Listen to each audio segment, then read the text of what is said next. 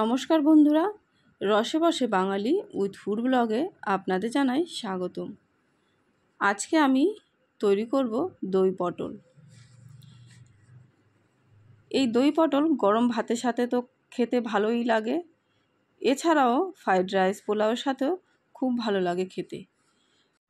নিরামিষের দিনেও এই দই পটল রান্না করতে পারেন। তো চলুন দেখে নেওয়া যাক আজকের দই পটল। পটলগুলো ভালো করে এবং সুন্দর করে আগে কেটে নেওয়া যাক। দেখুন, আমি পটলের খোসাগুলো ছাড়িয়ে নিচ্ছি, একটু বাদ দিয়েই খোসাগুলোকে ছাড়াবো। তারপর পটলের দুই দিকেই মাথাটাকে কেটে আমি আড়াআড়ি ফালি করে নেব। এইভাবেই আমি প্রত্যেকটা পটল কেটে নিয়েছি। এবার পটলগুলোকে একটা পাত্রে তুলে নিচ্ছি আর ভালো করে ধুয়ে অল্প পরিমাণ লবণ আর হলুদ মাখিয়ে মিনিট 10 রেখে দেব। তাতে পটলগুলো খুব সুন্দরভাবে নরম হয়ে যাবে আর পটলের মধ্যে লবণটাও ঢুকে পটলগুলো খেতেও ভালো হবে। তো মিনিট 10 রেখে দিচ্ছি। এইদিকে মিক্সির বাটিতে দিয়ে দিলাম একটু আদা, কয়েকটা পাকা লঙ্কা, 2 চামচ পরিমাণ পোস্ত আর কয়েক টুকরো কাজু বাদাম ভালো করে পেস্ট তৈরি করে নিয়ে রেখে দেব। রান্নার আগে মশলাগুলো যদি তৈরি করে নেওয়া যায় তাহলে দেখবেন রান্নাটাও খুব তাড়াতাড়ি হয় আর রান্না করতেও সুবিধে হয়। আর এইদিকে একটা বাটিতে 1 চামচ জিরের গুঁড়ো আর 1 চামচ কাশ্মীরি লঙ্কার গুঁড়ো নিয়ে একটু জল দিয়ে ভালো করে একটা পেস্ট তৈরি করে রেখে দেব। এইবার মিনিট 10 পরে আমি পটলগুলোকে ভেজে নেব। আর পটলগুলো ভাজার সময় গ্যাসের ফ্লেমটাকে একদম লো ফ্লেমেই রাখতে হবে, তাহলে দেখবেন পটলগুলো পুড়বে না আর খুব সুন্দরভাবে পটলগুলো ভাজা হবে আর তেলটাও কালো হবে না।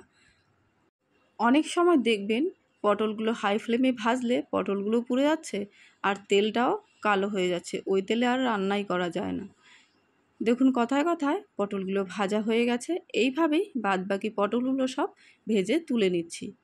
রসে বসে বাঙালি উইথ ফুড ব্লগ চ্যানেলটিকে সাবস্ক্রাইব করবেন আর পাশে থাকা বেল আইকনটিকে প্রেস করে রাখবেন।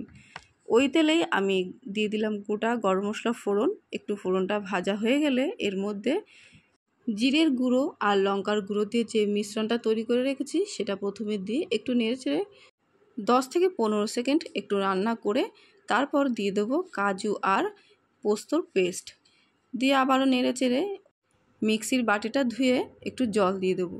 জল দেওয়ার পর আবারও কিছুক্ষণ মশলাটাকে ভালো করে কষিয়ে নেব। তারপর দিয়ে দেবো পরিমাণ মতো হলুদ গুঁড়ো আর পরিমাণ মতো দেব লবণ। একটু দিয়ে দিচ্ছি চিনি, 1/2 চামচ পরিমাণ চিনি দিয়ে দিলাম। দিয়ে আবার বেশ কিছুক্ষণ মশলাটাকে নাড়িয়ে চাড়িয়ে তারপর দিয়ে দেবো টক দই। দই পটলে টক দইয়ের পরিমাণটা একটু বেশিই দিলাম, 1/2 বাটি পরিমাণ দই দিয়ে বেশ কিছুক্ষণ ভালো করে নাড়িয়ে চাড়িয়ে একদম মিশিয়ে নেব। একটু ফুটে আসলেই দিয়ে দেবো পটলগুলো। ভেজে রাখা পটলগুলো দিয়ে দেওয়ার পর আবারও মশলার সাথে পটলগুলোকে 2 থেকে 3 মিনিট পর্যন্ত কষিয়ে নিয়ে একটু জল অ্যাড করে দেব।